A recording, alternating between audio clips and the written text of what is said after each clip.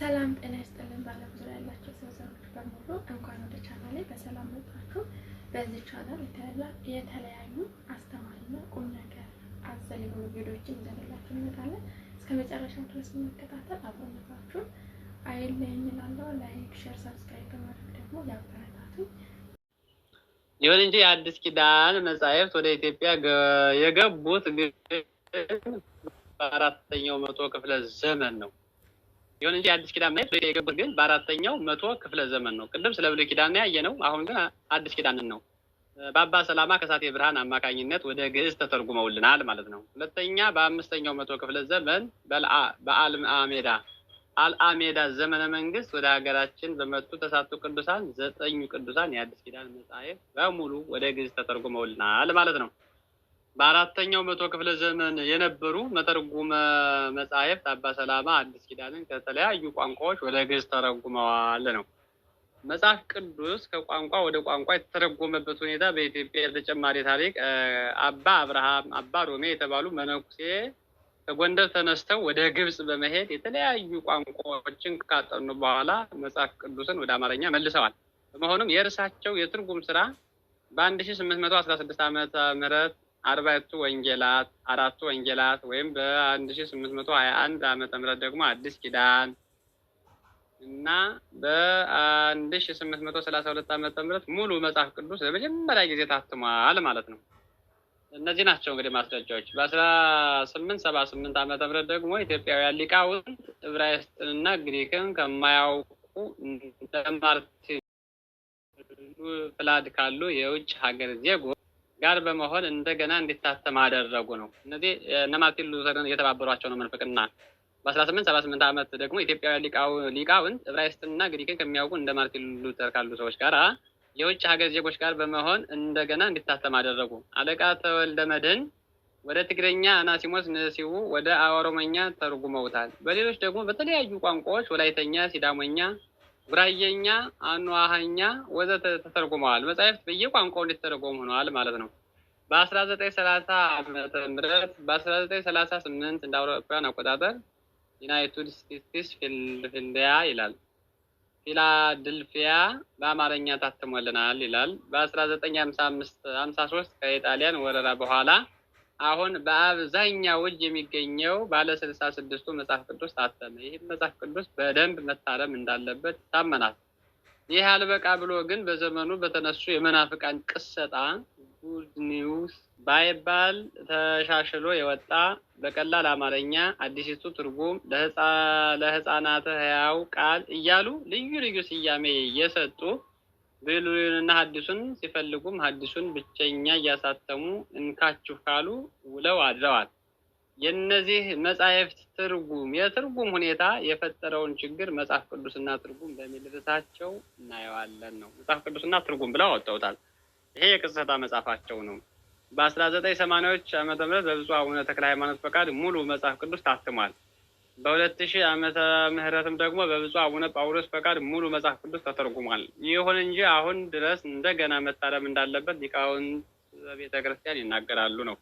እውነት ነው። በተለይ በአቡነ ጳውሎስ ዘመን የታተመው መጽሐፍ ቅዱስ ያው መናፍቃንም ስላሉበት መታየት እንዳለበት ይታመናል ማለት ነው። እና የመጽሐፍ ቅዱስ አመጣጥ፣ የመጽሐፍ ቅዱስ አጻጻፍ ከብዙ በጥቂቱ ይህን ያህል አይተናል። እግዚአብሔር አምላክ የሰማነውን ያየነውን ሁሉ አንተ አዘዘህን የማንፈጽመው ከቶ ምን ነገር አለ ሲሉ ነው። አንተ አዘዘህን፣ ከአንተ ጋር ምን አለን? አንተ ያዘዝከውን ሁሉ እናደርጋለን። ውጡ ብትለን እንወጣለን፣ ተቀመጡ ብትለን እንቀመጣለን ነው። ስለዚህ አንተ ካልኸው ምንም የማይሆን ነገር የለም ነው እና እመቤታችንም ይሄንን ነው እያለች ያለችው ማለት ነው። ስለዚህ በዚህ ያነጋገር ባህል ወይም ደግሞ መሰረት ጌታም የእናቱን ልመና ተቀብሎ ምንም እንኳን ታምራትን የሚሰራበት ጊዜና ጊዜው ገና ቢሆንም እናቱ ቀድማ ጠይቀዋለች እና በዚያውኑ ጊዜ ታምራት መሰራት ጀምሯል ነው።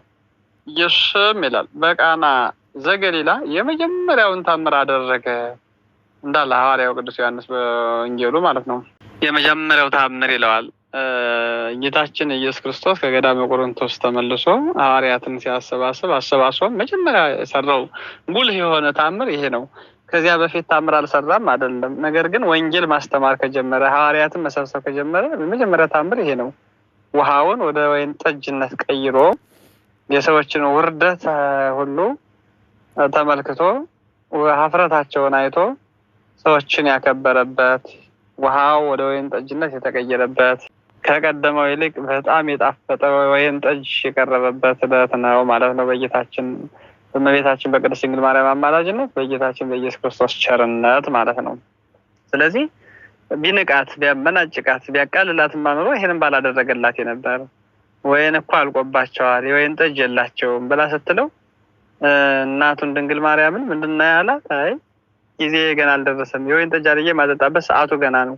በዚያውም ላይ ይሁዳ ወጥቶ ነበር ይላሉ ሊቃውንት። ይሁዳ ከታምራቱ ቢለይ በሞቱ ገባሁበት። እኔ እኮ ጌታን ያስያዝኩት እንዲህ እያደረገ እየለየኝ ነው እንዳይል ምክንያት እንዳያገኝ ነው። እና ይሁዳ እስኪመለስ ጊዜ ገና ነው እያለ ነው። ሌላኛው ጊዜ ተሰቅለህ ሞተህ ስቴ ሕይወት ስቴ መድኃኒት ሆናቸው፣ ስቴ ሕይወት ስቴ መድኃኒት ይመናቸው የለም ነው ብለው ሊቃውንቱ የሚተረጉሙት። አይ ገና ስቴ ሕይወት ስቴ መድኃኒት የመሆናቸው ገና ጊዜው ሲደርስ ነው። 3 ዓመት ከ3 ወር አስተምሮ ስለሆነ ነው ይሄን የሚለው። እና ሌላኛው ጽዮን ማናት? ጽዮን የሚለው ስም በመጽሐፍ ቅዱስ ስናነብ ብዙ ቦታ ላይ ተደጋግሞ ተጽፎ እናገኛለን። ነገር ግን እያንዳንዱን ጽዮን የሚለውን ስም ለማመን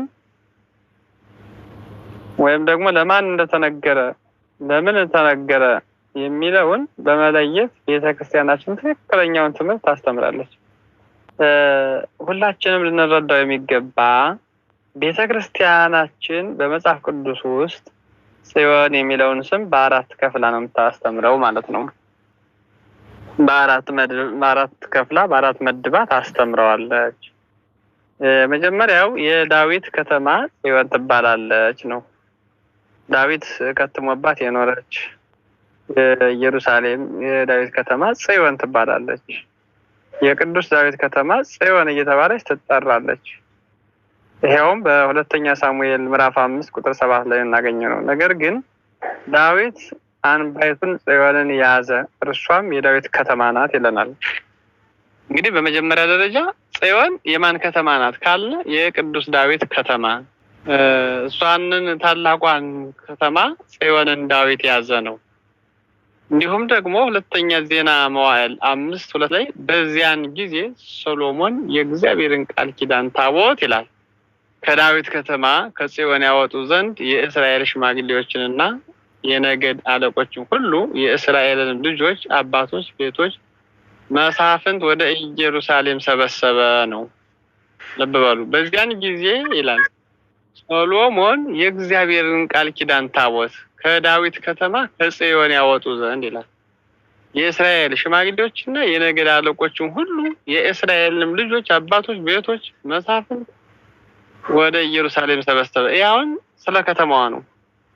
ጽዮን በመጀመሪያ ደረጃ ከተማዋን ነው። እንግዲህ ጽዮን ማለት አምባ፣ መጠያ፣ መከለያ ማለት ነው። እሺ 7ኛዋ ሰማይ ጽርሐ አርያምን ጽዮን ትባላለች።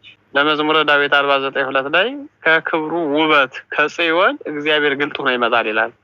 ከጽዮን ነው የሚለው። ልብ በሉ። ከክብሩ ውበት ከጽዮን ከግርማ ሞገሱ ግልጥ ሆኖ ይመጣል ይላል። ራእይ 14:1 ላይም እነሆ አየሁም፣ እነሆም በጉ በጽዮን ተራራ ቆሞ ነበር ይላል። ከእርሱም ጋር ስሙና የአባቱ ስም በግንባራቸው የተጻፈላቸው 144,000 ነበሩ ይላል። እነዚህ ህፃናት ናቸው። ሄሮድስ ያስፈጃቸው ናቸው። እነዚህ 144,000 የነበሩ ህፃናት በንጽህና በቅድስና በልጅነታቸው የተሰየፉ ናቸው። ስለዚህ እንግዲህ የመጀመሪያው የዳዊት ከተማ ነው። ሁለተኛው ኢየሩሳሌምን ወይም ደግሞ ጽርሐ አርያም የመጨረሻዋን ጽዮን ይላታል ነው። በ3 ነው ከፍለን የምናየው ብለናልና ሌላኛው ቤተ እስራኤል ጽዮን ተብለዋል። እስራኤላውያን ራሳቸው የእስራኤል ወገኖች ጽዮን ተብለዋል። መዝሙር 147:1 ላይ ኢየሩሳሌም ሆይ እግዚአብሔርን አመስግኝ፣ ጽዮንም ሆይ ለአምላክሽ እልል በይ። እንግዲህ መጽሐፍ ቅዱስ አዳሪውን በማደሪያው አድርጎ መናገር ልማዱ ነው። ለምሳሌ ኢትዮጵያ እጆቿን ወደ እግዚአብሔር ትዘረጋለች መዝሙር 67 ላይ ያለው ማለት ነው ሲል ህዝቦቿን ሲገልጥ ነውና እነዚህም በጽዮን የሚኖሩትን እንደዚህ ለመናገር ፈልጎ ነው። አራተኛውና የመጨረሻው እመቤታችን ቅድስት ድንግል ማርያም ጽዮን ትባላለች።